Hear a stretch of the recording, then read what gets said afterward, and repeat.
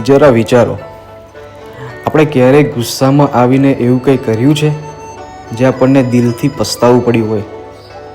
ક્યારેક ઘર તૂટી ગયું હોય, સંબંધો બગડી ગયા હોય, નોકરી ગઈ હોય કે પછી નિર્ણય ખોટો નીકળ્યો હોય. આ બધાની પાછળ એક જ શબ્દ છે, ક્રોધ. યક્ષ અને યુધિષ્ઠિર પ્રશ્નોત્તરીમાં આવો જાણીએ વધુ એક પ્રશ્ન. યક્ષ પૂછે છે, મનુષ્યનો સૌથી મોટો શત્રુ કોણ છે? યુધિષ્ઠિર જવાબ આપે છે, ક્રોધ.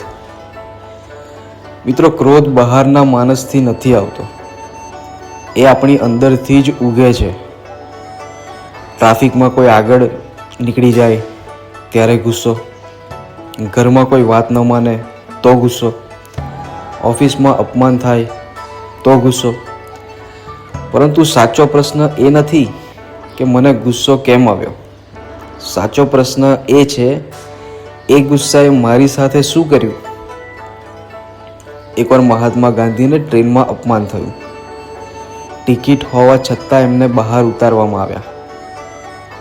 જો એમને ગુસ્સો કર્યો હોત તો કદાચ એક સામાન્ય ફરિયાદ બની હોત, પણ એમને ક્રોધને કાબૂમાં રાખ્યો અને એ જ ઘટનાએ સત્યાગ્રહ જેવી મહાન ચળવળને જન્મ આપ્યો.